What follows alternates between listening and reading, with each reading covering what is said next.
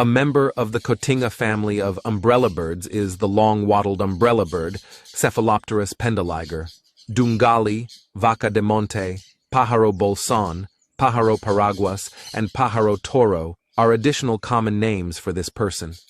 They have black bodies, and the wattle has short, scaly feathers covering it.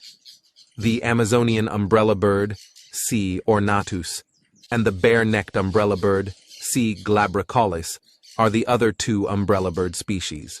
Except for a distinctive umbrella-like crest on their heads, the three umbrella birds are only slightly different from one another. The male long-wattled umbrella birds have long wattles that are affixed to their necks. The wattle is half as big and significantly smaller in females than in males.